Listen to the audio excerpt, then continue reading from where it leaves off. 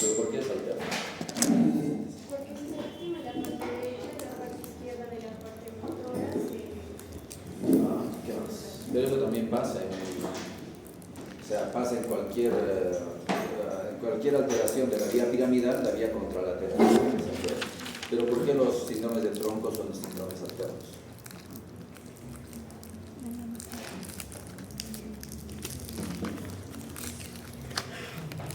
Lo hablamos las clases anteriores.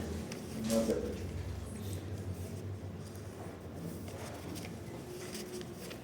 Porque el déficit motor es diferente al déficit de los nervios craneales. Los nervios craneales son del mismo lado de la lesión, mientras que el déficit motor del resto del cuerpo es del lado contralateral. ¿Se entiende? ¿Se entiende o no?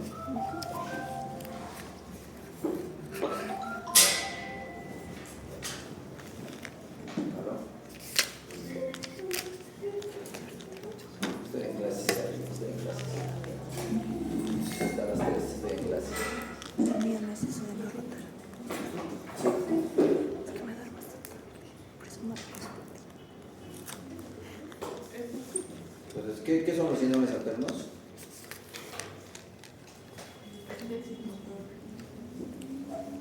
Hoy estoy hablando con estudiantes de medicina. ¿Qué pueden? ¿No pueden entender lo que les estoy diciendo? ¿O es muy complejo? ¿Qué son los síndromes alternos, chicos?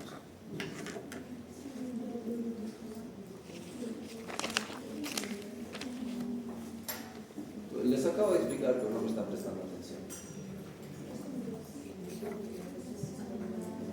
¿Cómo? El motor donde la lesión es contralateral. Pero eso pasa en toda la vía piramidal, les estoy diciendo. ¿Por qué es alterno? ¿Por qué es síndrome alterno? es diferente a los nervios craneales.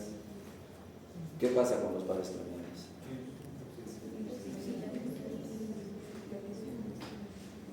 ¿Ustedes de qué medio no saben? ¿No saben? ¿En esta columna del medio no? ¿Nadie sabe lo que estoy hablando? ¿Me están escuchando o no? Sí. ¿Qué son los síndromes alternos?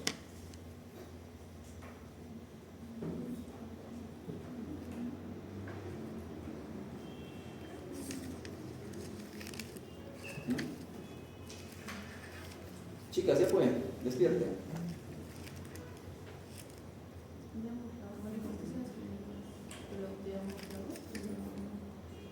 ¿Qué son los síndromes alternos? Oye, acabamos de hablar hace 3 minutos.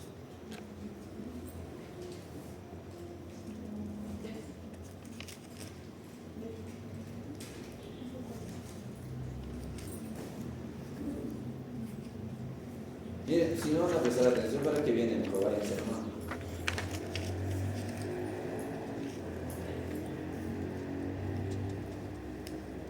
Porque están de más, pues si no van a prestar atención, están de más. Esto lo hemos hablado la clase anterior. Se llama síndrome alterno porque el déficit de motor es de un lado, mientras que el déficit de los nervios craneales es del otro lado. Si la lesión es en el lado izquierdo del tronco, el déficit de nervios craneales es del lado izquierdo, mientras que el déficit de motor es del lado derecho. Por eso es alterno, es contralateral, es alterno. ¿Se entiende o no? ¿Qué es el déficit alterno entonces? ¿Qué es el síndrome alterno? ¿Qué son los síndromes alternos? Son déficits. Cuando la manifestación clínica se evidencia del lado contralateral del lado de la lesión. Cuando el déficit motor es de un lado, pero de los nervios craneales es del otro lado, por eso es contralateral.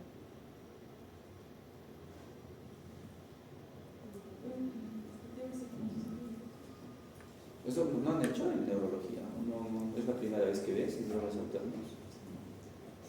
No han hecho en anatomía, en neuroanatomía, en neurofisiología. Eso son bases pues, de neurología. ¿Cuál sería el síndrome alterno si yo tengo una lesión en el lado izquierdo del tronco? ¿Cómo sería la manifestación?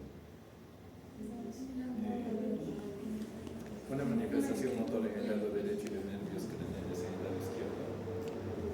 ¿Cómo sería la manifestación?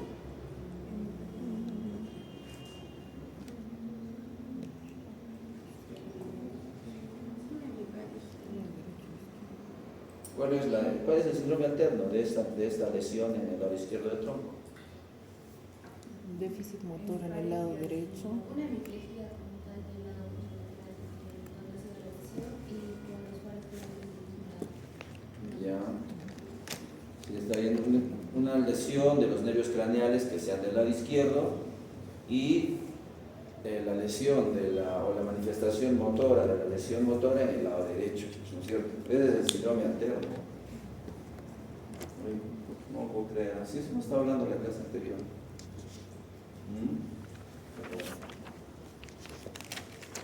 Entonces, para localizar el nivel de la lesión del tronco, ustedes tienen que dividir el tronco entre sus tres segmentos: el mesencéfalo, el puente y el bulbo. ¿Por qué? Porque a nivel de estas tres regiones pues están los diferentes nervios craneales. En el mesencéfalo estará el segundo, el tercer, hasta el cuarto nervio craneal. En el tronco estarán el quinto, sexto, séptimo, ¿no? Por ahí puede ser el octavo. Y en el bulbo están los nervios craneales bajos. ¿Okay? Pregunta, entonces, si tenemos una lesión en la protuberancia izquierda, ¿cuál sería la manifestación del síndrome alterno?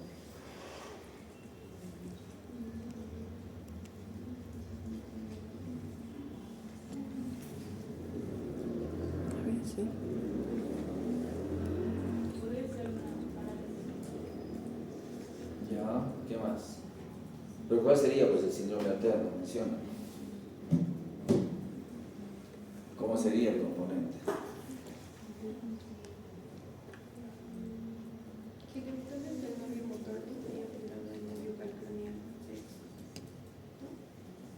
Ya, quinto, sexto, séptimo, cualquiera de esos, pero ¿de qué lado? Del lado ipsilateral. Y la hiparesia del lado contralateral. Eso es, ¿no es cierto? ¿Y cuál sería el síndrome alterno de una lesión mesencefálica derecha? Lo mismo daño motor en el izquierdo. Y afectación craneal en el ipsilateral.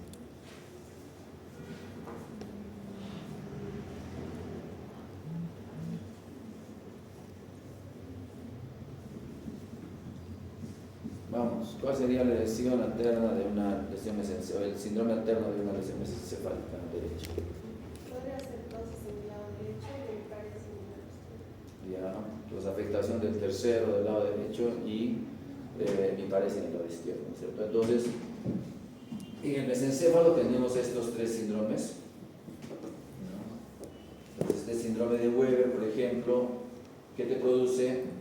Afectación del tercero del mismo lado y hemiparesia contralateral. Eso es lo que estabas diciendo, ¿no? Entonces, un síndrome de Weber, ¿ya? También aquí, en este caso, por ejemplo, cuando hay afectación del núcleo rojo, tendríamos este síndrome de Claude o síndrome de Benedict, donde existe la afectación del tercer nervio y en lugar de tener hemiparesia contralateral, pues hay movimientos anormales en el cuerpo contralateral, ¿cierto? Un síndrome particular a nivel mesencefálico está en la región posterior del mesencéfalo, ¿ya? Donde descansan los tubérculos cuadrigéminos, ¿no? Y a nivel de estos tubérculos cuadrigéminos pues están los núcleos de los movimientos conjugados de los ojos, ¿no? Para los movimientos conjugados. Entonces, cuando hay una lesión en esta zona o cuando hay una compresión de esta parte posterior del mesencéfalo por, digamos, un tumor pineal, entonces se produce este síndrome de Parinot, ¿no? Este síndrome de Parinot produce una parálisis de la mirada hacia arriba, una dificultad para la acomodación y la convergencia de los ojos y además por alteración de estos centros oculares, pues existe anisocoria y equilibriasis. Ya, este síndrome de Parinot es bien particular y casi bien específico de los tumores de la región pineal. ¿Ya? Síndrome de Parinot. ¿Bien? Entonces esto en el mesencéfalo, ¿no? Donde generalmente el núcleo más grande es el núcleo del tercer nervio craneal y es el que se afecta.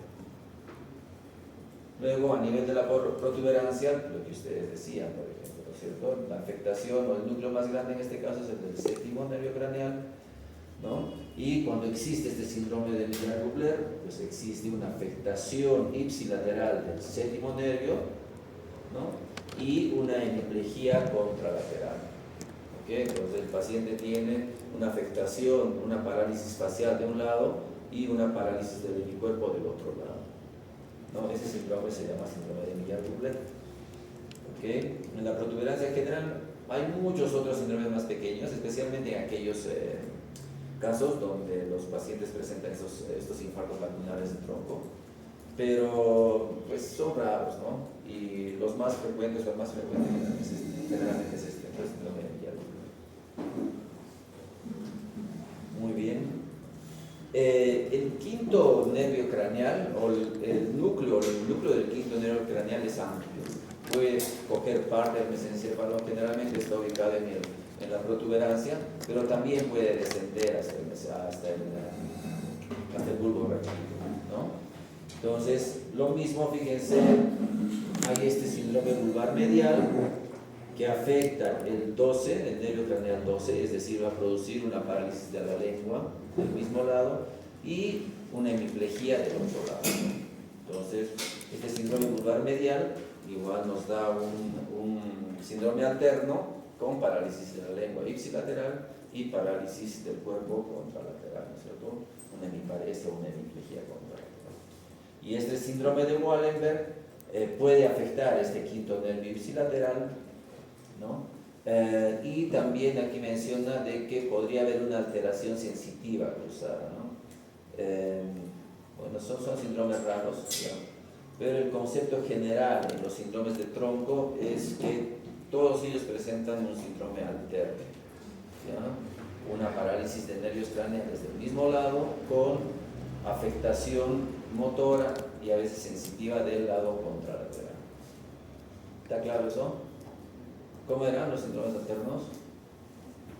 Afectación motora del lado ipsilateral y afectación craneal del lado contralateral.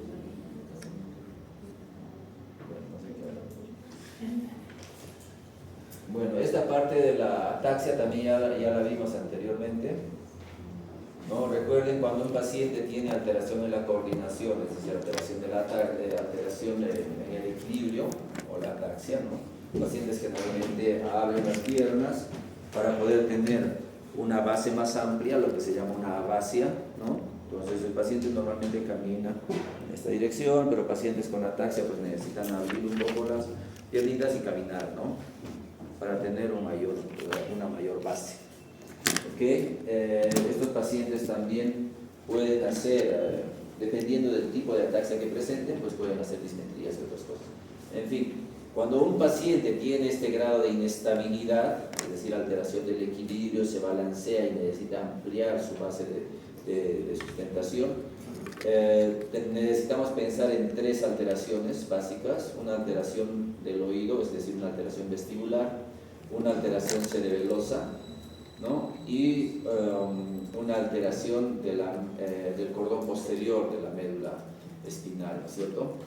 Entonces, la diferencia entre estos cuadros es básicamente la asociación con otros signos y síntomas. Por ejemplo, si un paciente tiene una alteración una alteración vestibular, pues generalmente estos pacientes van a tener además náuseas, vértigo, vómitos, ¿no? Vértigo especialmente porque siente que todo se le cae. Y estos casos pues se van a asociar generalmente a infecciones del oído o síndromes de Meniere, ¿no? Se puede hacer algún examen un poco más preciso para el nistagmus. Generalmente estos pacientes no tienen nistagmus, no tienen alteraciones en el movimiento de los ojos, ¿ya? Y una valoración importante es que estos pacientes con alteración vestibular pues van a mejorar cuando mantienen los ojos abiertos, ¿no? Y cuando les cierran los ojos a estos pacientes, pues su cuadro empeora. ¿Eso qué significa? Que tienen un Romberg positivo, ¿no es cierto? Es el signo de Romberg, ¿no? El paciente mantiene los ojos abiertos y todavía puede sujetarse, pero cierra los ojos e inmediatamente su inestabilidad incrementa. sucede en el síndrome vestibular. En el síndrome o en la ataxia sensitiva también existe una mejora cuando el paciente está abriendo los ojos, pero estas ataxias se van a presentar generalmente en los miembros inferiores, ¿no? ¿Por qué? Porque la lesión tendría que ser medular alta, o sea, cervical, para afectar los miembros superiores. Generalmente estos cuadros tienen afectación dorsal, dorso-lumbar, y por tanto el cuadro de ataxia es más que todo en miembros inferiores. Uno ve las manos, evalúa las manos, ¿no? Determina la valoración del nariz-dedo, ¿no? Del signo de nariz-dedo, y no existe dismetría, no existe otros problemas, ¿no? En cuanto a la alteración sensitiva, en cuanto a la ataxia sensitiva. Pero los pies igual, el paciente no puede caminar y necesita abrir las piernitas, ¿no? O sea, las manos le funcionan bien, pero la ataxia está a nivel de las extremidades inferiores.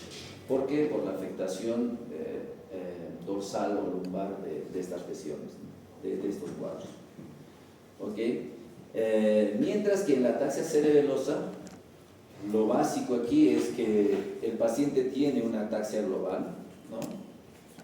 Y tiene un signo de Romberg negativo, ¿no? ¿Qué significa un Romberg negativo? ¿Cómo es un signo de Romberg negativo? ¿Cómo? Sí, hay inestabilidad con ojos abiertos y cerrados. Ya, que la inestabilidad no cambia.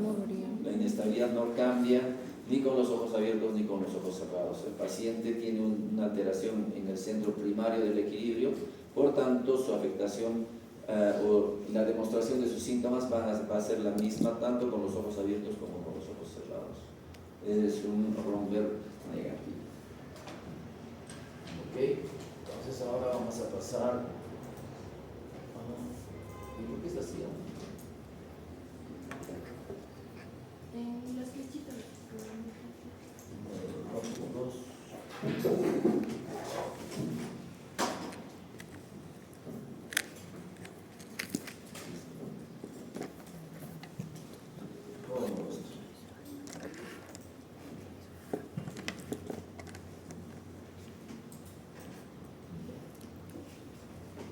Muy bien, entonces la vía visual es un cuadro, la vía visual es más o menos compleja porque tiene diferentes núcleos, diferentes zonas y sinapsis, ¿ya? Si bien es cierto, esta vía visual se inicia en la retina, ¿no? A nivel de los conos y bastones, pues la información va a ir a través de los nervios ópticos, va a cruzar el quiasma óptico, va a pasar por las cintillas o el tracto óptico, llega al tálamo y desde el tálamo va a dirigirse hacia el lóbulo occipital a través de las radiaciones ópticas. Entonces, esta vía visual tiene diferentes nombres a diferentes niveles, ¿ok? Después de la retina viene el nervio óptico, ¿no? Luego, este nervio óptico se decruza con el otro lado y forman el quiasma óptico. Luego de decruzarse nuevamente forma otras fibras que determinan el tracto o cintilla óptica. Una vez que este llega al tálamo, al núcleo geniculado, y del núcleo geniculado sale hacia el lóbulo occipital, esto pasa a ser radiación óptica. ¿Okay? Entonces tenemos nervio, quiasma, tracto y radiación. ¿Okay? Entonces, pero ¿por qué esto es diferente? ¿Por qué se diferencia estos distintos segmentos? Porque la información se combina. El nervio óptico transmite la información de un solo ojo, ¿no? En el quiasma esta información se cruza, es decir, la parte lateral de la visión ocular se mantiene en este segmento, pero la parte medial se decruza, ¿no? Sin embargo, ¿qué pasa? La parte medial del ojo, ¿qué cosa es lo que ve la parte medial del ojo? Porque el ojo es una esfera, ¿no es cierto? Bueno, más o menos simula una esfera. Entonces, la parte medial del ojo que ve la parte temporal, ¿no? Entonces, cuando uno tiene una lesión de la parte medial del nervio óptico, lo que en realidad va a tener, lo que en realidad no va a producir es una ausencia de la visión temporal. ¿Ok? Eso hay que entenderlo bien, ¿no?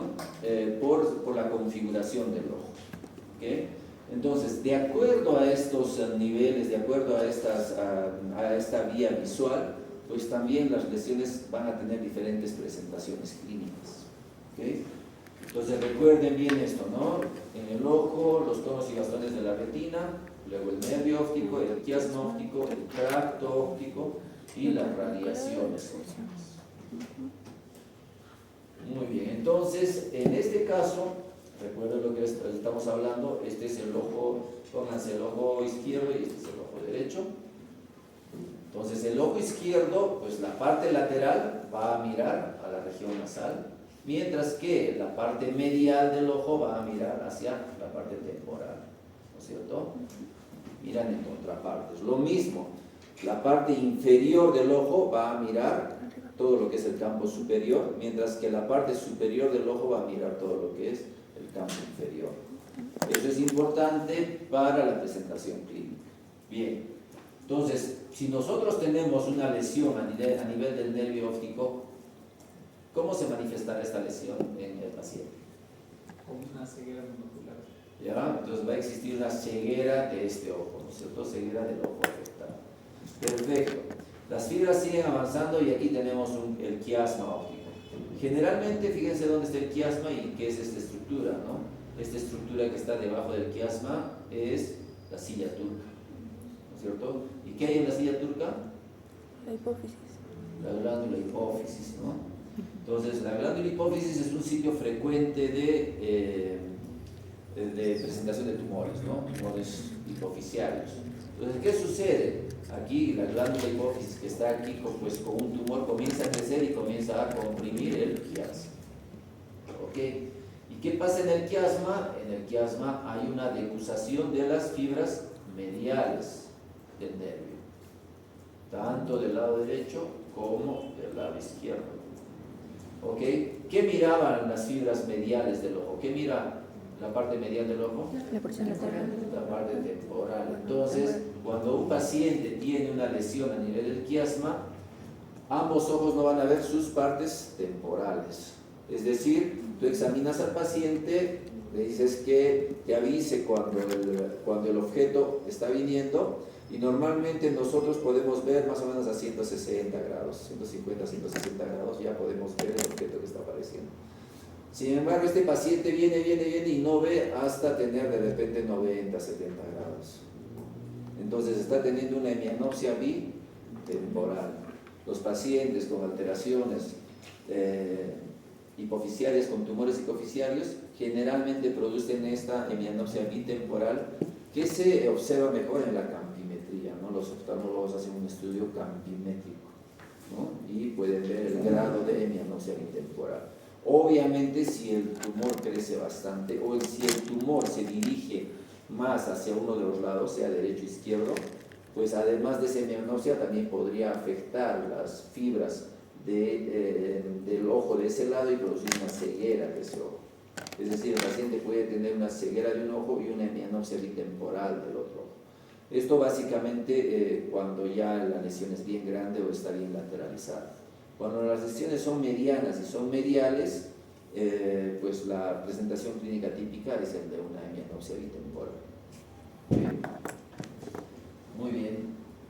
Entonces, pasamos el quiasma. Pueden haber raras ocasiones como algunos tumores meningiomas o algún tipo de lesiones que afecten la parte lateral del nervio óptico, ¿no? Digamos esta zona. Entonces, si hay un tumor, un meningioma de base de cráneo en la parte izquierda, ¿no? De la base y que está comprimiendo la parte lateral del nervio óptico, ¿qué producirá? Una ausencia en la mirada de su segmento medial, ¿no es cierto? Entonces producirá una hemianopsia, ¿no? Puede ser nasal, ¿no? En este caso tendría que ser nasal, ¿no es cierto? Si es que afecta la parte lateral del nervio. Una hemianopsia nasal. Okay. Muy bien. Una vez que el quiasma ya ha sido decusado, una vez que ya la vía visual continúa, ¿no? Después del quiasma óptico, se forma ¿qué cosa era esta estructura? La cintilla óptica, ¿no? O el tracto óptico. Bien. Entonces, en este caso, fíjense que aquí ya se han unido ¿qué? La parte lateral de este nervio y la parte medial del otro nervio. Es decir, cuando hay una lesión de la cintilla, si a nivel del quiasma el paciente no podía ver sus campos temporales, a nivel de la cintilla, ¿no? Una lesión en la cintilla, el paciente no va a ver el lado derecho o el lado izquierdo de los ojos, ¿no? O sea, por ejemplo, si el paciente tiene una lesión en la cintilla izquierda, ¿no? Lo que no va a ver, el paciente no va a poder ver sus hemicampos derechos, ambos hemicampos derechos. Entonces el paciente va a tener aquí, ¿no? Una hemianopsia homónima, ¿ok? Contralateral, ¿ya? No es tan complejo, si lo comienzan a entender, no es tan complejo. A nivel del quiasma, homónimo es porque la lesión es del mismo lado, homónima, ¿no? A nivel del quiasma, la lesión es temporal, entonces eso se llama heterónimo, porque no es del mismo lado, en un lado es derecho, en el otro lado es izquierdo, no es bitemporal. Entonces es una hemianopsia heterónima bitemporal. Pero cuando la lesión es a nivel del quiasma óptico, la afectación de las fibras hace que ambos ojos no miren tanto el lado derecho de su campo como el lado izquierdo de su campo. Por ejemplo, si un paciente tuviese una lesión de su cintilla óptica derecha, ¿cuál sería la presentación clínica? Hemianopsia homónima ¿de qué lado? Izquierdo, ¿no? Una hemianopsia homónima contralateral. Si tuviera una lesión de la cintilla óptica izquierda, tendría una hemianopsia homónima contralateral o derecha, ¿cierto? Muy bien. A partir de esta cintilla óptica, pues la cintilla llega aquí al núcleo geniculado, y desde el núcleo geniculado del tálamo les diría que esto se convierte en radiaciones ópticas, ¿no? Son radiaciones ópticas porque ya no es una sola ya no es un solo segmento, ya no es una cinta o un tracto, sino estas fibras comienzan a ampliar su rango, ¿no? de distribución, es decir, son más amplias y cruzan tanto el lóbulo parietal como el lóbulo temporal. ¿Ok? Entonces, por eso se llaman radiaciones, ¿no? Cuando uno realiza la disección de estos lóbulos puede ver estas fibras que están discurriendo a través de estos lóbulos. ¿Ok? Y esto finalmente va a terminar pues, en la cisura calcarina, ¿no? En el córtex calcarino que está en la línea, que está en la cara medial de los lóbulos occipitales. ¿Ok? Entonces, pregunto, si la lesión afectaría a todas las radiaciones, ¿no es cierto?, a todas las radiaciones ópticas, ¿cuál sería la manifestación clínica del paciente? Recuerden que la radiación óptica es básicamente una proyección de la cintilla óptica. Entonces va a producir una hemianopsia homónima contralateral, ¿no? Pero como esta distribución es tan amplia, pues son raros los casos en que todas las radiaciones están afectadas. Generalmente sucede que el paciente tiene un meningioma, por ejemplo, temporal, o un meningioma parietal. Entonces se van a afectar solamente las mitades de estas radiaciones. La mitad de estas radiaciones, ¿no? Pregunto, cuando afecta la mitad de estas radiaciones es como si afectara la mitad de la cintilla óptica, ¿no es cierto? Entonces ya no se llamará una hemianopsia, sino ¿cómo se llegaría a llamar? ¿No? Porque cuando se afecta la mitad de la visión se llama hemianopsia. Claro, entonces pasaría a ser una cuadrantanopsia o una cuadrantopsia, ¿no? Porque en realidad la ausencia va a ser simplemente la cuarta parte de la visión. ¿Ok? Pregunto nuevamente, si la lesión es en los tractos, en las radiaciones ópticas inferiores, temporales, ¿no? ¿Cómo se manifestará esta lesión en el paciente? Una cuadrantopsia contralateral superior, ¿cierto? Una cuadrantopsia homónima contralateral superior. Es un poco complejo el nombre, pero ya cuando ustedes van desglosando paso a paso todo esto pues se van dando cuenta de que no es una consecución, simplemente una consecuencia de la lesión previa, ¿no? De la cintilla óptica básicamente. Básicamente hay que cogerse, hay que reconocer muy bien cuál es la lesión a nivel de la cintilla y cuál es la manifestación a nivel del nervio óptico y a nivel del quiasma. La radiación óptica es básicamente una ampliación de las lesiones a nivel del tracto óptico de la cintilla. ¿Ok? Y si nosotros tenemos un meningioma parietal derecho con alteración de las radiaciones ópticas, ¿cómo se manifestará eso en el paciente?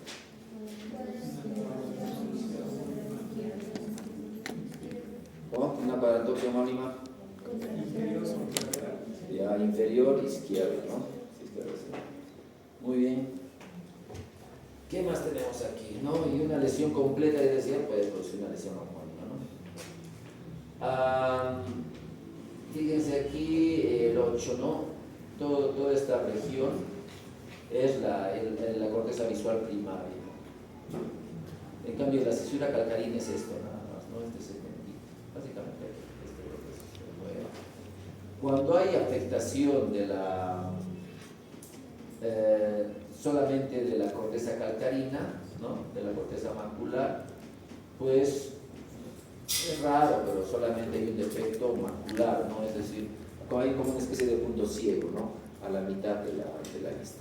Es un síndrome bastante raro. ¿Ya? Muy bien, como hemos llegado aquí a la corteza, cuando hay una afectación de la corteza, ¿no? Pónganse una afectación, hay un infarto de la arteria cerebral posterior que irriga el lóbulo occipital, entonces se ha dañado todo el lóbulo occipital del lado derecho. ¿Okay? ¿Cuál es la manifestación en el paciente?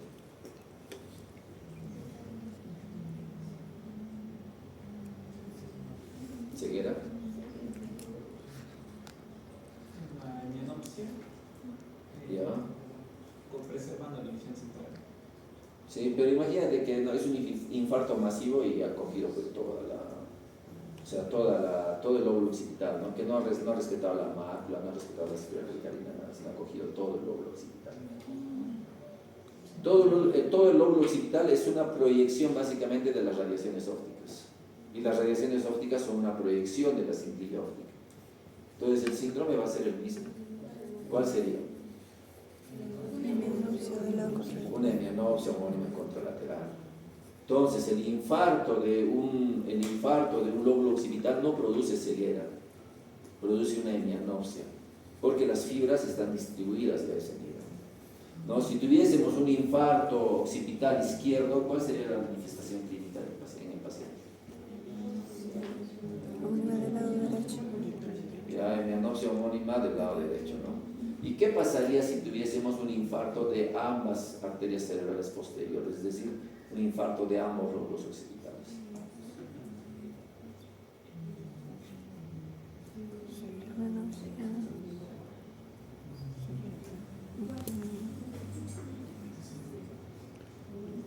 ¿Cómo sería? ¿Cómo sería, viste? Claro, en este caso sí existe una ceguera, ¿no? Porque hay hemianopsia de un lado y hemianopsia del otro lado. Y en este caso ya se llama una ceguera cortical. Una ceguera cortical.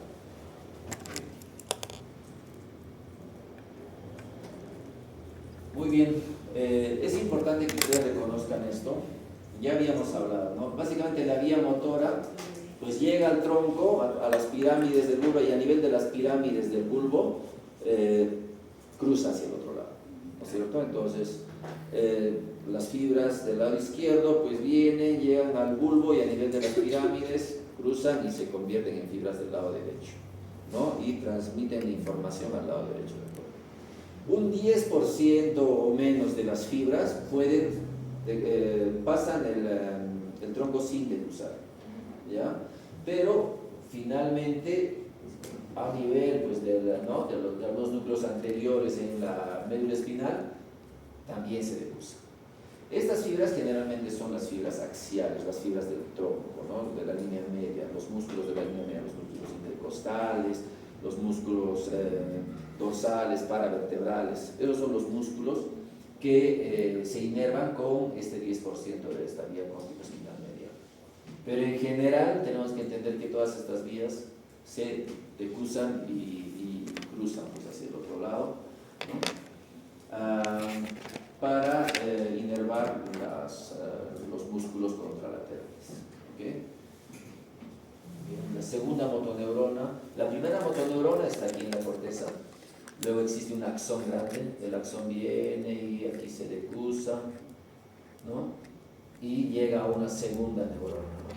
O sea, todo esto es un axón, ¿no? Este es el soma, es decir, el cuerpo de la neurona, y sus axones vienen por aquí y hasta aquí. Aquí hay una segunda neurona, ¿no? En el asta anterior, ¿no? de la médula, del cuerpo anterior de la médula, y desde aquí esto sale hacia, ¿no? Todo esto es un axón que sale hasta el músculo, ¿no? Hasta el uso muscular, la placa motora. Muy bien. ¿Cómo se llama esta estructura que sale de la médula? ¿Perdón?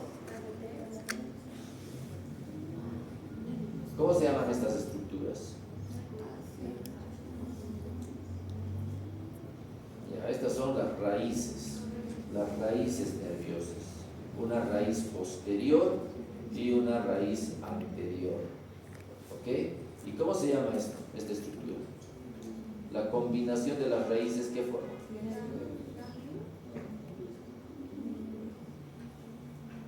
¿Qué forma la combinación de las raíces nerviosas? Ya, sí, plexos ya son el conjunto de qué? Nervios. Ya de nervios, ¿no? Entonces la combinación de las raíces forman a los nervios periféricos. Los nervios periféricos no salen directamente de la médula. Las estructuras que salen de la médula se llaman raíces. Una raíz posterior y una raíz anterior. La combinación de estas raíces forman al nervio periférico. ¿Ok? Muy bien. Casi lo mismo sucede con la vía sensitiva, pero a diferencia de la vía motora, en la vía sensitiva existen dos tractos diferentes, ¿no es cierto? Uno que transmite el dolor y la temperatura, y el otro que transmite ¿qué?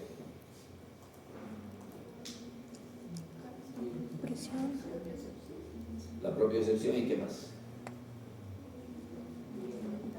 La propiocepción y el tacto. Ya, el reconocimiento de las estructuras, ¿no? ¿Qué significa el tacto? Se transmite a través de otra vía, ¿no? Junto con la propiocepción, ¿no? Mientras que el dolor y la temperatura se transmiten por otra vía. Eso es importante, ¿por qué? Porque hay un síndrome típico que ya les había mencionado en la clase anterior, el síndrome medular central, ¿no? Que solamente bloquea una de las vías sensitivas, ¿ya? Entonces, aquí es importante reconocer esto. Miren, esta es la vía del dolor y la temperatura. Y esta es la vía del tacto y la propiocepción. ¿Ok? En la vía del dolor y la temperatura, a través de, el dolor y la temperatura, la sensación de dolor y temperatura vienen a través del nervio, ingresan a través de la raíz posterior. Una vez que ingresan a través de la raíz posterior, esta vía, aquí está la segunda neurona. Esta vía se decusa, es decir, cruza la médula por justo el medio de la médula, ¿no? Es decir, cruza esta vía cerca al epéndimo, casi en el punto medio. ¿Okay? Y llega aquí hasta el tracto espinotalámico lateral y de aquí sube y llega a la corteza parietal. ¿Ok? Entonces, fíjense, la vía del dolor y la temperatura viene y se cruza de inmediato, ni bien entra a la médula, se decruza de inmediato por delante del epéndimo y se dirige hasta el lóbulo parietal a través del tracto espinotalámico lateral. ¿Ok? Esa es la vía del dolor y la temperatura. Mientras que la vía del tacto y la propiocepción viene a través del nervio periférico, llega hasta la parte posterior, hasta el asta posterior igual que esta, pero esta no se decusa, sino sube hasta el mesencéfalo. Y solamente en el mesencéfalo, ¿no?, a través de los lemniscos laterales, esto se decusa, es decir, cruza la línea. ¿Okay? Y luego va hacia el tálamo y hacia el lóbulo parietal. Bien, entonces estas dos diferencias son importantes. ¿Ya? La vía del tacto y la propiocepción viene y a través de los cordones posteriores de Golgi-Burdach sube hasta el mesencéfalo y solamente en el mesencéfalo cruza hacia el otro lado. Mientras que la vía del dolor y la temperatura ni bien entra hacia el cordón posterior, cruza hacia el otro lado. Y desde ahí ya sube directamente hacia el tálamo y hacia la corteza parietal. ¿Okay? Esto es importante porque si yo tengo una lesión aquí en el centro, ¿no?, en el centro de la médula, es decir, un síndrome medular central, ¿qué cosa va a producir? ¿La afectación de qué vía sensitiva producirá? ¿Qué vía sensitiva se alterará? El dolor y la temperatura. Es decir, el paciente no va a sentir ni dolor ni temperatura, pero su propiocepción y el tacto van a estar preservados, ¿no es cierto? A eso se le llama una disociación termoalgésica.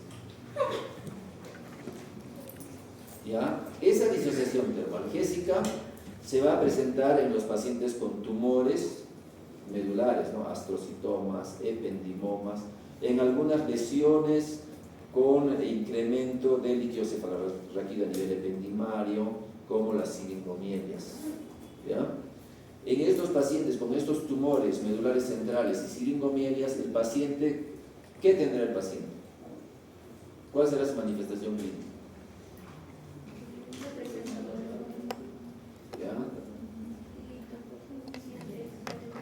¿Ya? ¿Qué más?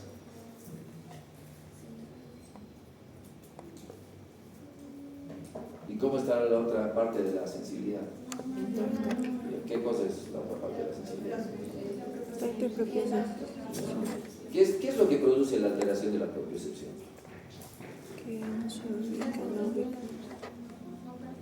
Ya, la alteración de la propiocepción. Propiocepción significa no reconocer la posición de tu cuerpo, ¿no?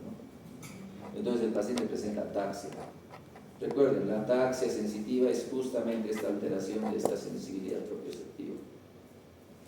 Muy bien. Entonces el paciente que tenga estas lesiones va a caminar normal. Tú le tocas la pierna, le tocas los brazos y también los va a sentir con normalidad. Pero le pones un cubo de hielo y no va a diferenciar si ese cubo está frío o está caliente. Le pones algún objeto un poquito más caliente, tampoco lo va a reconocer. Es más, a veces muchos de estos pacientes vienen por quemaduras, porque no reconocieron que algo les estaba quemando y simplemente ya se dieron cuenta luego cuando observaron de que había alguna lesión en las extremidades, ¿no? Entonces, esa es la disociación sensitiva, ¿no?, la disociación termoalgésica. Muy bien, vía sensitiva, repásenlo, no es tan complicado, son dos vías. Una se decusa directamente por el medio y luego pasa hacia, ¿no?, hacia el tálamo y el cerebro. Mientras que el otro no se decusa sino a través de los cordones posteriores, llega al mesencéfalo y solo en el mesencéfalo se decusa. ¿Okay? Muy bien. Entonces, conociendo estas alteraciones, conociendo estas vías motoras y sensitivas, nosotros podemos definir algunos síndromes medulares. Obviamente, si tenemos una sección medular completa, es decir, un traumatismo con sección medular, pues el paciente va a tener paraplegia y alteración completa de la sensibilidad, ¿cierto? Pero, fíjense en este cuadro, en este síndrome de hemisección medular o un síndrome de bronce quart, ¿no es cierto? Entonces, solamente la mitad de la médula está afectada.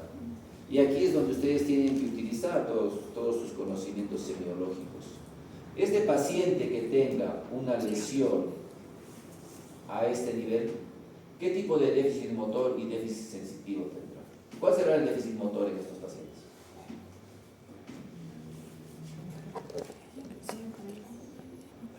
Ya una paresia, ¿no?, una paresia, digamos, por debajo del nivel, ¿no?, de sección. ¿De qué lado? ¿Del mismo lado o del otro lado?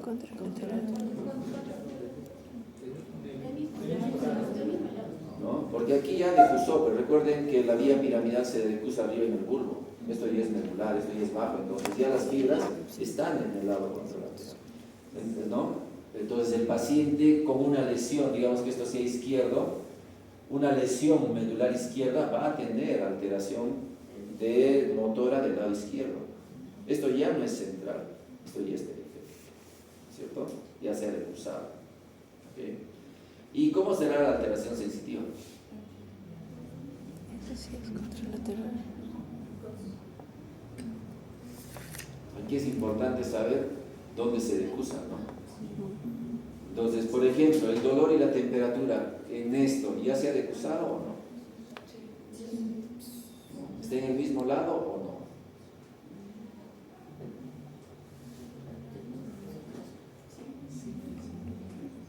¿Qué opinan?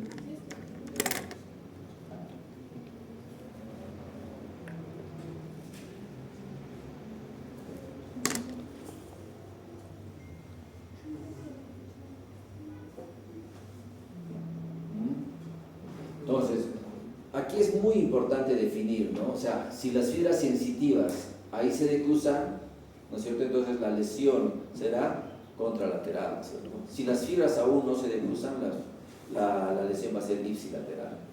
Entonces, ¿cuáles son las fibras que no se decusan? La propioceptiva y la del tacto, ¿no? Porque esas todavía se tienen que ir hasta el mesencéfalo. Y las vías que no se decusan, o las vías que ya se decusan a este nivel, son la del dolor y la temperatura. Eso tienen que reconocer. En este síndrome centromedular, ya lo hablamos, ¿cuál es la manifestación clínica? La disociación termoalgésica, ¿no es cierto? El paciente va a tener ausencia de la sensibilidad al dolor y la temperatura, pero sí va a tener presencia de tacto y propiocepción. En este síndrome cordonal posterior, ¿qué se afectará? Aquí está, ¿no? el cordón los cordones de Gold y Burdach, ¿no? Los cordones posteriores. ¿Qué pasa por esos cordones? ¿Cuál de las sensibilidades? La propioceptiva y la táctil, ¿no? Entonces el paciente tendrá ataxia y alteración también alteración para el tacto, ¿no? Mientras que el dolor y la temperatura van a estar presentes con síndrome cordonal posterior. Esta es alguna variación de este síndrome cordonal posterior que casi tiene los mismos síntomas. En este síndrome del asta ventral, ¿qué tendremos? Recuerden, las neuronas motoras llegan y aquí hacen su segunda sinapsis, ¿no? En el asta anterior. Entonces el paciente va a tener una paraparesia, una paraplegia, por ejemplo, ¿no? Porque va a tener déficit motor de ambos lados, pero por debajo de la lesión, ¿no? Obviamente, si esto fuera a nivel cervical, el paciente podría tener una cuadriparesia, ¿no? Una cuadriparesia. ¿Okay? Igual, estos cuadros también son unas variaciones de este mismo componente. ¿Okay? Y en este síndrome medular anterior, ¿qué se está afectando en este síndrome medular anterior?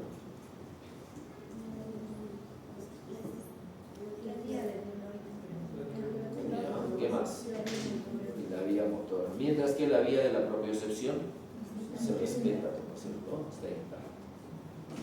Síndrome medular es sencillo. Lo importante es que ustedes conozcan la fisiopatología, tanto de la vía motora como de las dos vías sensitivas. ¿Okay? Entonces, bueno, una neuropatía transversa, esta era, ¿no? La hemisección medular, el paciente entonces tiene una parálisis ipsilateral y la sensibilidad termoalgésica es contralateral, ¿no? Porque la vía se reduce inmediatamente, mientras que la sensibilidad propioceptiva es ipsilateral, ¿no? Entonces todo lo que se decusa arriba, ¿no? En el caso de la vía piramidal se decusa en el bulbo, y en el caso de la vía sensitiva propioceptiva se decusa en el mesencéfalo, ¿no? Entonces esas dos pues no se van a sentir afectadas, por lo tanto la lesión de esas dos en el síndrome de hemisección medular van a ser del mismo lado, mientras que la alteración termoalgésica va a ser contralateral. ¿No? Siringomielia, hidromielia, tumores centromedulares, ¿no? en el síndrome medular central. Entonces recuerden la disociación termoalgésica, ¿no es cierto? Ya, déficit de la sensibilidad termoalgésica y preservación de la sensibilidad táctil. Esto se da en este síndrome medular central, ¿cierto? Ya habíamos hablado del síndrome de los cordones posteriores, nos va a producir básicamente alteración de la propiocepción y alteración de la sensibilidad táctil, ¿no? Pero hay preservación de la sensibilidad termoalgésica, ¿no? Al dolor y al Este es, aunque no lo crean, es relativamente frecuente, se da inclusive en déficits vitamínicos, en los pacientes con VIH se presenta bastante, en los pacientes con compresión medular, ¿no? Fracturas o tumores o meningiomas que están en la parte posterior de la médula, producen este tipo de síndrome. Lo mismo la sífilis. Bueno, el síndrome medular anterior, ya habíamos visto, coge todo lo que es la vía motora y la sensibilidad termoalgésica, ¿no es cierto? Mientras que la sensibilidad propioceptiva que discurre por los cordones posteriores está preservada. Esto se da en este síndrome de la arteria espinal anterior, ¿no? ¿Han escuchado sobre la arteria de Adam-Kiewicz? También se le llama, ¿no? Esta arteria espinal anterior. A nivel de la médula dorsal, pues hay una sola arteria que discurre por la parte anterior de la médula y esa más o menos irriga las 2/3 partes de la médula. Entonces, cuando se infarta esa, sea por un trombo, por isquemia, por hipovolemia, lo que sea, el paciente presenta un síndrome de arteria espinal anterior, ¿no? Déficit motor y déficit de la sensibilidad termoalgésica. ¿Ya? Muy bien. Una vez que ya hemos pasado a revisar lo que es el sistema nervioso central, no tanto cerebral como medular, a nivel del tronco, ¿no? Pasamos ya a la parte periférica, ¿no? Es decir, a los segmentos que salen de la médula espinal, ¿no? ¿Cuáles son las primeras fibras que salen de la médula espinal? ¿Cómo se llaman? Se llaman raíces, ¿no es cierto? Las raíces nerviosas. Entonces, nosotros vamos a tener un síndrome radicular, ¿no? Que se produce generalmente por lesiones que están a nivel vertebral, pero que comprimen más las raíces, ¿no? Es decir, van a afectar los síndromes lumbares por debajo de qué vértebra lumbar. ¿Hasta qué vértebra lumbar llega la médula espinal? Ya, L1, L2, ¿no? Es L3 a veces, ¿no? Dependiendo. Entonces, cuando una lesión se presenta por encima del L1, L2 o L3, generalmente va a dar un cuadro mielopático, ¿no? Un síndrome medular. Pero cuando la lesión se presenta por debajo de L3, pues va a darnos, ya no va a existir un síndrome mielopático, va a existir un síndrome radicular, porque ya no existe médula espinal, ¿no es cierto? Entonces estos síndromes radiculares se van a dar por hernias, por estenosis lumbares, por fracturas vertebrales, ¿no? Pero por debajo de L3, ¿ok? Generalmente el cuadro más típico de estos casos es el dolor lumbar, ¿no? O la ciática, ¿no? Los pacientes vienen con dolores lumbares o dolores en las extremidades inferiores, ¿no? También vienen con parestesia, sensación de adormecimiento en las extremidades inferiores. Pueden venir con anestesia, dependiendo del dermatoma que esté afectando esa raíz nerviosa, ¿no es cierto? Puede también tener alteraciones en los reflejos, puede tener alteraciones en el trofismo muscular, ¿no? ¿Ya? Y recuerden ustedes que cuando la alteración motora era central, la afectación era de varios grupos musculares, ¿no?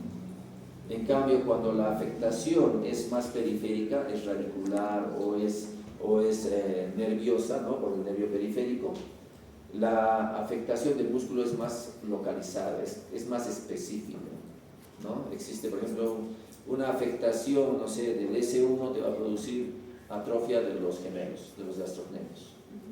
Una lesión del L5 te va a producir atrofia del tibial anterior, ya los músculos son más específicos. Pero si tú tienes una lesión medular o una lesión en la corteza motora, pues te va a producir una hemiplegia, ¿no? Los grupos musculares son más grandes, más amplios.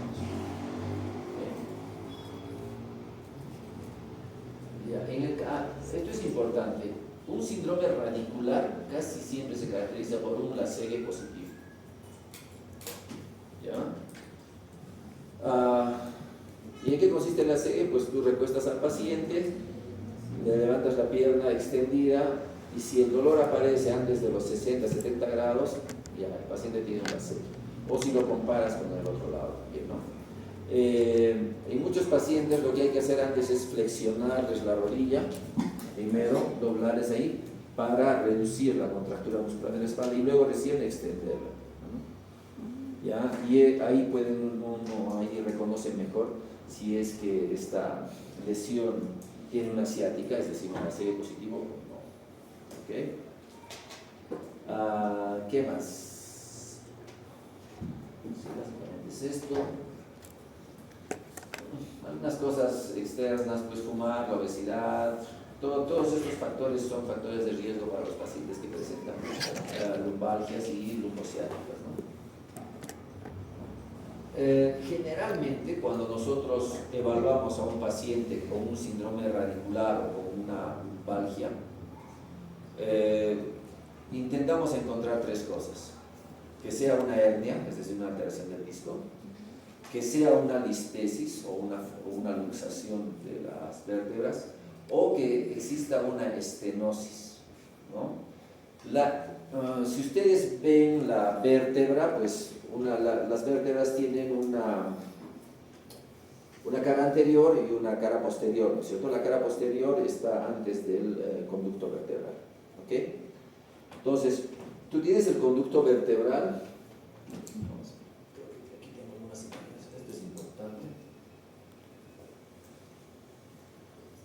Para que puedan reconocer.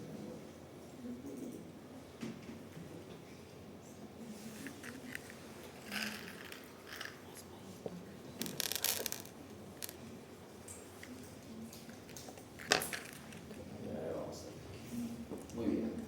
Estas son las vértebras, este es el canal medular por donde discurre la médula espinal y las raíces nerviosas, ¿no es cierto? Aquí está más o menos. Aquí es 5, 4, 3. Este paciente tiene la médula y el cono, llega hasta L1, ¿no? ¿Ya? Después de L1 está la cola de caballo, ¿no? Que son puras fibras o puras raíces nerviosas. Antes de L1 está la médula espinal, ¿cierto? Entonces, fíjense, cuando nosotros hablamos de una hernia, significa de que esto, ¿se reconoce desde ahí? ¿Pueden verlo? ¿Sí? Esto es el disco, ¿no es cierto? Este es el disco vertebral.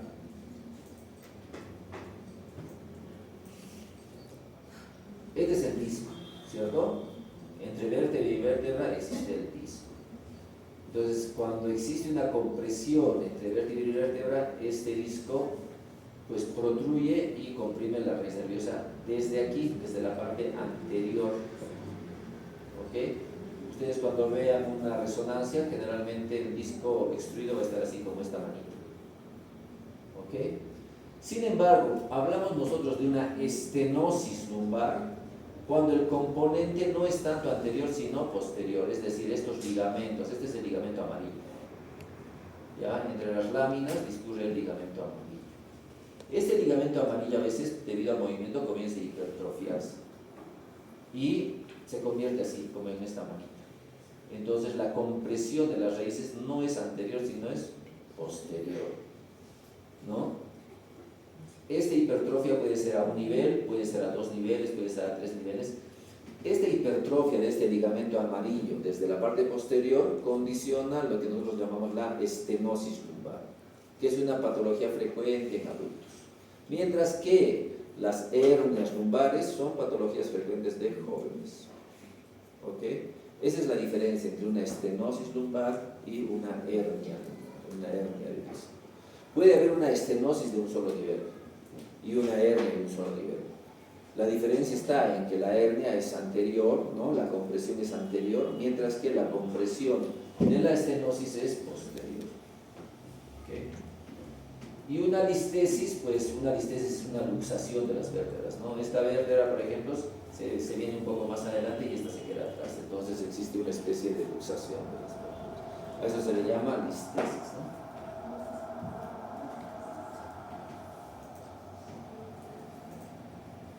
Muy bien.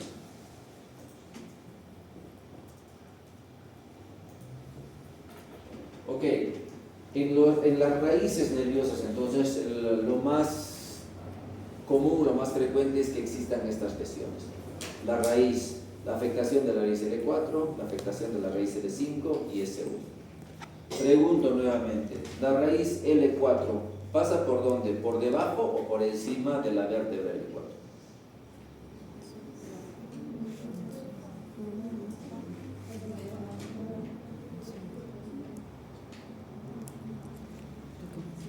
¿Cuántas raíces cervicales hay?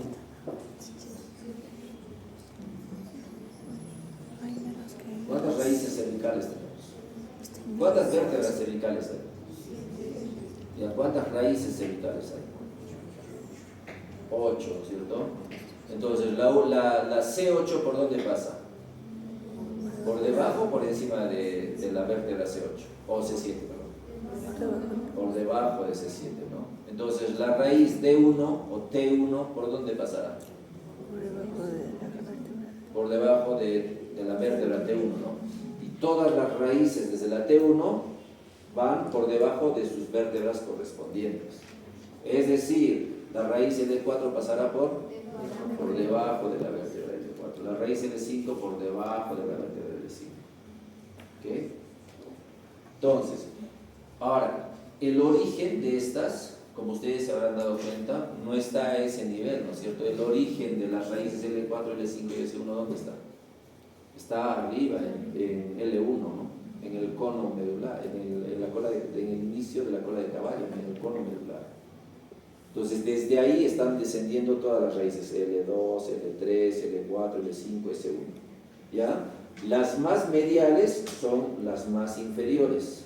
Es decir, la raíz S1 es mucho más medial que la L5. La L5 es más medial que la L4, que la L3, que la L2, ¿no? Las más laterales, primero la L2 que sale, luego la L3 que sale, luego la L4 que sale y la L5, ¿no? Entonces, mientras más largas sean las fibras, van a ser más mediales. Esto es importante, ¿por qué? Porque una hernia a nivel de L4 no necesariamente nos va a dar una alteración sensitiva o una alteración de la raíz L4, ¿no? Si la hernia es central, probablemente la alteración de la raíz va a ser L5 o S1. Mientras que si la hernia de esta L4 es un poco más lateral, paramediana, ¿no? Lateral o foraminal, casi cerca a la raíz, en estos casos sí la alteración de la raíz va a ser la misma o la que se corresponde con el nivel del nervio afectado. ¿Ok? No sé si me entienden esa parte.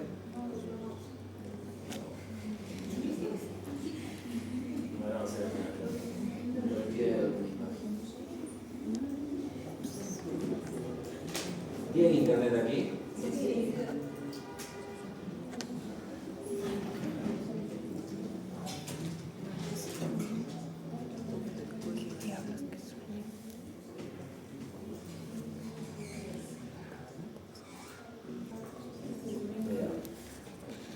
Aquí tiene este paciente que tiene. ¿Qué es esto? Una hernia, es una hernia lumbar. ¿Y qué es esto? Es una estenosis, ¿no? Es de ser la hipertrofia del ligamento amarillo. Entonces esto está produciendo una estenosis aquí, ¿no? Y además tiene una hernia, ¿no? Entre ambas también obviamente están estenosando el canal, ¿no? Entonces tienen una estenosis lumbar además de solamente la hernia. Fíjense aquí. ¿Qué es esto? Es una vértebra L5 y este es el S1. Fíjense que aquí hay como una especie de grada, ¿no? Entonces, esta vértebra se está viniendo para aquí y esto está saliéndose. ¿Qué es esto? Listesis. Es la listesis, la espondilolistesis. Ok. Ahí está.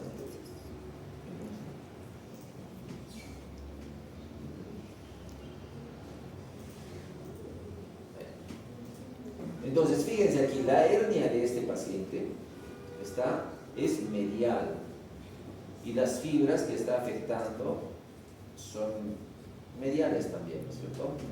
A este nivel, el L5 ya, pues el L4 ya ha salido, ¿no? El L4 ya ha salido, el L3, ¿no? El L5 ya está saliendo por las foráminas, probablemente ya no se afecte, porque esta es una hernia central.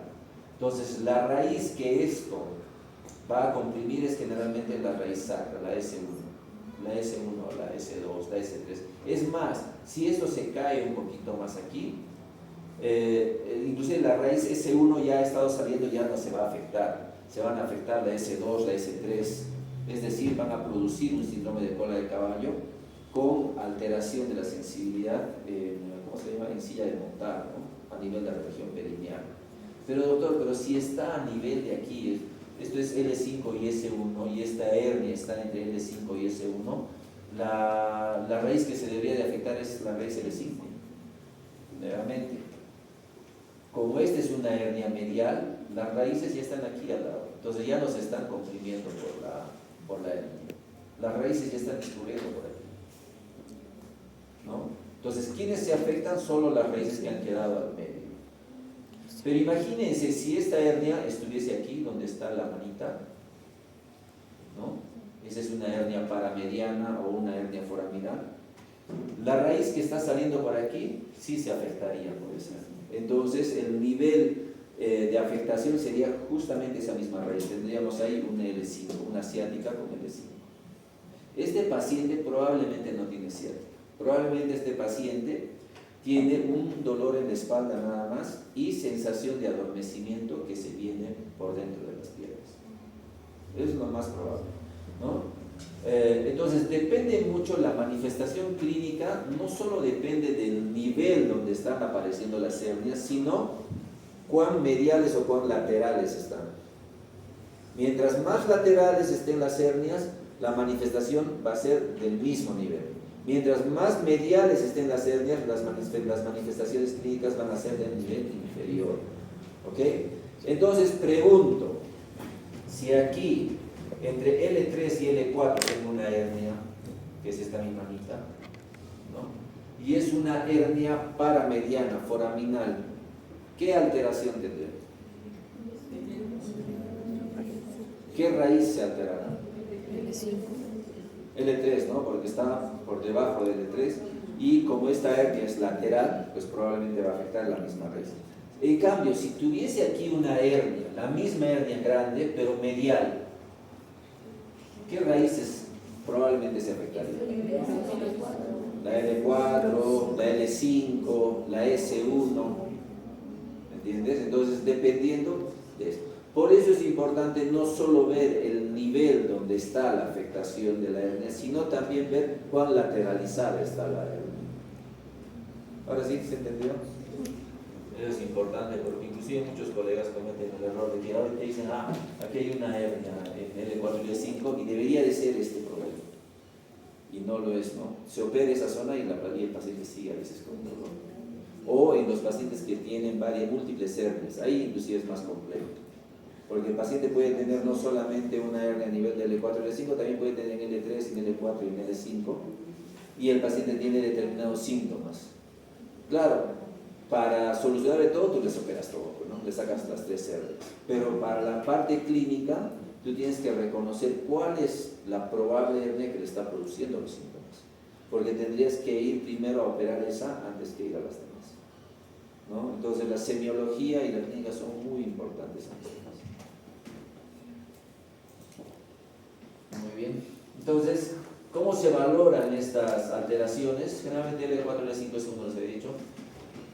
3 aspectos para valorar: el dolor, la sensación de adormecimiento y el déficit motor. ¿Ok? Generalmente los pacientes con afectaciones de estas raíces, la L4, el dolor se presenta a nivel del muslo, en la cara lateral del muslo y va hacia la rodilla. En la L5 ya aparece como una ciática que se va a la cara posterolateral del muslo y la pierna. Y la S1 ya es más posterior, que inclusive se va a ir hacia la planta de los pies. Eso en cuanto al dolor. Entonces, el paciente viene y dice, doctor, me duele. El dolor aparece aquí, como viene, ¿no? Los que están viniendo a las rotaciones vienen. Han podido notar de que hay pacientes que vienen y te dicen, doctor, tengo un dolor que me aparece en esta zona lumbar y me viene por detrás y me viene por aquí hasta la planta del pie. Esa es una ciática, ¿no es cierto? Un dolor ciático. ¿Qué raíces probablemente se estarían afectando? La S1 también podría ser el E5, ¿no? No está todavía bien diferenciado, que dicen toda la pierna. Pero obviamente ya no va a ser el E4. Obviamente ya no va a ser el E3. Ok, te quedas un poco con decir, ok, este paciente está teniendo un problema en L5 o en S1 acá. Ya tienes eso. Tú le preguntas luego, ¿y tienes adormecimientos? Sí, ocasionales adormecimientos. ¿Y dónde están tus adormecimientos? Generalmente aquí, doctor, igual, en el recorrido, pero un poco más a nivel de los gemelos aquí. Y también un poco que se está yendo a la planta. Tengo adormecimiento en la planta. ¿En cuál pensarían ustedes? ¿Qué raíz? S1, ¿no? Pero el paciente dice, no, doctor, ¿sabe qué? Tengo hace tiempo un adormecimiento en el dedo gordo del pie o en la parte dorsal, del pie, ¿no? Entonces, ¿cuál sería? ¿En qué raíz pensaría? Probablemente el E5, ¿no? Hasta el E4 podría pensar, ¿no? Tú tienes eso, entonces tú vas y defines, pues, ¿no? Como eres neurólogo, eres clínico, vas y le haces caminar. A ver, señor, camine de puntitas. Camina de puntitas, ¿no? Y así camina. ¿No? Camina de talones. El paciente camina así, ¿no? Entonces tú ya ves que tiene cierto déficit o para levantar el talón o para caminar de puntitas, ¿no? Si el paciente no puede hacer esto, o sea, no puede caminar de puntitas, tú le dices camina de puntitas y camina así. ¿Cuál sería el músculo afectado? Si un paciente no puede caminar de puntas, ¿qué músculo usan para caminar de puntas? Los gastrocnemios, ¿no? Entonces, si el paciente no puede caminar de puntas, va a tener una lesión de los gastrocnemios. ¿Y qué inerva el gastrocnemio? El S1. Entonces, el paciente que no pueda caminar de puntitas tiene una lesión en el S1. ¿Ok? Por el contrario, si el paciente no puede levantar el pie, ¿qué músculo levanta el pie? ¿Qué músculo hace esto? Flexor. El tibial anterior, ¿ya? ¿Qué raíz inerva? El 5. Entonces, si el paciente hace esto, ¿no? Está así, camina de puntitas y eso. Ya tiene afectación del L5 de ese lado, ¿no? Entonces ya lo definiste. Clínicamente ustedes pueden definir una diferenciación entre el L5 y el S1, que son las dos raíces que dan ciática. ¿Ok? Entonces, eso es importante, eso va a entrar en el examen, obviamente, y tienen que aprenderse. Reflejos, sí, puedes hacer, ¿no? El reflejo rotuliano es raíz L4, ¿no? Y el reflejo aquileo es raíz S1. El L5 generalmente no se evalúa reflejo, no hay un reflejo equivalente. Muy bien. ¿Y cómo evaluaríamos la alteración del L4? Obviamente hemos visto el L5 S1 porque son los que producen ciática, pero el L4, como se viene para aquí, la distribución de la distribución muscular también es para el... ¿Cómo se llama este músculo? ¿Cómo se llama este músculo? Cuadrado. ¿El músculo anterior? Cuadrado anterior. ¿Cómo se llama? El cuádriceps, ¿no? Entonces, el paciente tú le dices, a ver, señor, agáchese, ¿no? Y puede utilizar la pierna izquierda, se levanta bien, pero esta no usa. Entonces se tiene que apoyar. Entonces, ponerse de cuclillas y levantarse, eso te evalúa el L4. Bueno, aquí hay algún diagnóstico diferencial con otros síndromes radiculares. A veces no todo dolor no toda lumbalgia representa una afectación radicular. Generalmente los problemas que uno debería de diferenciar de estas lumbalgias y de estos dolores radiculares son los dolores de la cadera, los problemas de la cadera, especialmente en pacientitos mayores. Muchos pacientes que vienen con coxartrosis, ¿no? Con artrosis en la articulación de la cadera, en la articulación de la pelvis, y inicialmente presentan dolor en esa zona y el dolor luego se irradia hacia la parte lumbar o hacia la parte dorsal. Entonces, obviamente el paciente viene diciendo tengo lumbalgia o tengo dolor de espalda. Pero ¿dónde ha iniciado su dolor básico? Es en la cadera. Tú examinas, le haces digitopresión de la cadera y le duele más la cadera. Entonces, probablemente el paciente tenga una artrosis o una artritis de cadera. Eso es bien típico, eso hay que reconocerlo, porque si no, a veces uno puede operar una columna y el problema no se soluciona, porque el problema al final era una alteración de la cadera, una alteración articular, una cosa artrosis. Lo otro, muchos de los pacientes vienen con problemas de dolor en las piernas, ¿ya? Habíamos hablado de las hernias, de las estenosis lumbares y de las listesis, ¿no es cierto? Las hernias generalmente producen estas ciáticas o estos dolores radiculares. Las estenosis producen un cuadro que se llama claudicación neurogénica, ¿no? La fisiopatología no está bien entendida, pero aparentemente tiene que ver con la circulación del líquido cefalorraquídeo y cómo los nervios se hidratan con este líquido cefalorraquídeo, ¿ya? Generalmente estos pacientes con estenosis lumbares están caminando, caminan 100, 200 metros y se les comienzan a calambrar un poquito las piernas o les comienza a doler las piernas o se les adormece. Entonces el paciente o se sienta o comienza a soltar las piernas, ¿no? Y se frota para que circule la sangre, ¿no? Entonces estos pacientes descansan un poco y nuevamente la actividad en las piernas se recupera y vuelven a caminar. Igual otros 200 metros se cansan. Cuando estas estenosis son más severas, los pacientes ya no pueden caminar tanto y hay una claudicación y por más que quieran están que caminan a pasos cortitos, ¿no? Y jorobaditos. Son los pacientes ya adultos, viejitos, ¿no? Que están jorobaditos, que caminan a pasos cortos. Ellos tienen una estenosis lumbar severa, ¿ya? Entonces ese es el cuadro típico de las estenosis. Mientras que en las espondilolistesis generalmente los pacientes, mujeres que han dado a luz o pacientes que trabajan, no sé, pues deportistas que han sido élites desde bien jóvenes, han estado corriendo, han estado jugando fútbol, vóley o básquet, pasa el tiempo y a los 20, 25 años comienza a ir el doctor, o sea que tengo un dolor en la espalda, que no me pasa nada, solo cuando me siento, descanso un poco, acomodo la columna, descanso un poco, puedo pararme y ya, mejora el cuadro. Eso se llama una claudicación vertebral. La vértebra, como está luxándose, pues hace que los músculos paravertebrales tengan que tensarse bastante y se agoten con facilidad y produzcan un dolor por fatiga, ¿no? Esa es una claudicación vertebral. Entonces en esos pacientes es bien típico y tú le pides una radiografía y sí encuentras la listesis, porque es bien típico, bien así, ¿no? Pero tienen que mover, estirar, ¿no? Una listesis. Muchas de ustedes de repente tienen. Ya, entonces, en estos pacientes con estenosis hay un cuadro típico que se tiene que diferenciar y es el cuadro de las varices, la insuficiencia vascular. ¿Ya? La insuficiencia vascular periférica, sea arterial o venosa, produce un cuadro típico: dolor, entumecimiento de las extremidades, que también cede cuando paran o descansan. La diferencia es, pues, obviamente, los signos de las varices o los signos de la insuficiencia vascular, ¿no? La piel alterada, ¿no? En las extremidades, la presencia de algún tipo de escaras, de lesiones cutáneas, ¿ok?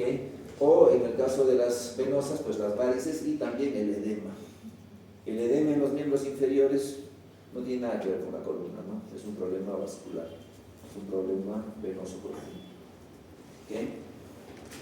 Hay otros síndromes como estos síndromes del trocánter mayor. Este es el trocánter mayor, ¿no? Esta protrusión que existe aquí en la cadera, y a esta zona llegan o se insertan muchos músculos, especialmente los músculos del glúteo, los músculos posteriores. Y este síndrome del trocánter mayor es un síndrome crónico que se va produciendo por una alteración en la marcha del paciente. ¿Ya? El paciente comienza a caminar mal por alguna razón, de repente una dismetría en las extremidades, o puede ser también algún problema en la columna, lo que sea. La cosa es que comienza a andar mal y ya, pues, y comienza a tener contractura de todos los músculos que se insertan en el trocánter. Entonces, la evaluación es de cuidado, el tratamiento es largo, pero básicamente se centra en la terapia física y en la recuperación motora. Muchos de estos pacientes pueden tener atrofia de los músculos glúteos, ¿ya? Entonces, se trata de recuperar la funcionalidad de estos músculos, ¿no? Para reducir el dolor. El síndrome de piriforme. El piriforme es un músculo que está en el músculo piramidal, lo van a repasar en anatomía. Es un músculo que cubre al nervio ciático, ¿ya? Cuando este músculo piriforme se contrae o se hipertrofia, también sucede en algunos atletas, pues esta hipertrofia y esta contracción del músculo producen irritación del ciático y podría producir los mismos síntomas de una ciática, es decir, ese dolor posterior que existe en la pierna. Pero la diferencia con una radiculopatía es de que no hay lumbalgia. El dolor comienza a nivel del glúteo y se irradia hacia la extremidad inferior, ¿no? En una radiculopatía sí o sí el problema debería de comenzar en la columna. ¿Okay? La necrosis avascular de la cadera es una patología que se presenta en pacientes que usan altos niveles de corticoides, pacientes con artritis reumatoide, con algunos reumatismos que están utilizando corticoides durante mucho tiempo, pues producen una necrosis de la cabeza del fémur y eso produce también dolor y alteración para la marcha. Entonces se tiene que valorar. ¿Ya? ¿Qué produce la diabetes? ¿Qué tipo de neuropatía? ¿Ya? ¿Cómo es? La neuropatía periférica de la diabetes o de la alteración de la vitamina B12. Bueno, son síndromes, ¿no?, que les llaman en guantes y en calcetines, ¿cierto? Entonces, los pacientes tienen generalmente adormecimientos o dolores, pero en forma de guante o en forma de calcetín.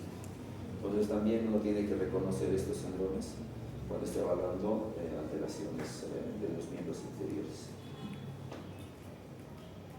Muy bien. Y creo que esa es la última diapositiva, el síndrome de la cola del caballo. S1 pues llega hasta la extremidad inferior, ¿no? S2 todavía se podría evaluar cuando esté el paciente recostado y hace esto. ¿Ya? Esto es S2. S3 ya no tiene una función en la extremidad inferior. S3, S4, S5 ya están en la región perineal, para todos los músculos perineales. Y también para la inervación de la región perineal. Entonces, generalmente estos pacientes con síndrome de la cola de caballo presentan esta anestesia en silla de montar con alteraciones de los músculos perineales. Por tanto, ¿qué va a producir? ¿Qué va a producir la alteración de los músculos perineales? ¿Perdón? Ya, incontinencia, ¿qué más? Incontinencia urinaria, puede producir incontinencia fecal, ¿qué más? Impotencia, pues no. O sea, el paciente no va a poder lograr una erección. Por todos estos motivos, el síndrome de la cola de caballo es una emergencia, especialmente si hay una hernia encarcerada, una hernia de las que hablamos que estaba en L5S1, que se ha extruido y que ha descendido en el canal y que está comprimiendo las raíces bajas. Entonces, esa es la única emergencia quirúrgica en cuanto a un problema discal, ¿no? O sea, ese paciente sí tiene que entrar, porque va a tener estos problemas de incontinencia, va a tener que utilizar sondas por mucho tiempo, le van a tener que hacer ostomías, entonces sí es una urgencia. Y esos pacientes se tienen que operar de inmediato. Es el síndrome de la cola de caballo, ¿cierto? Muy bien, ¿alguna pregunta?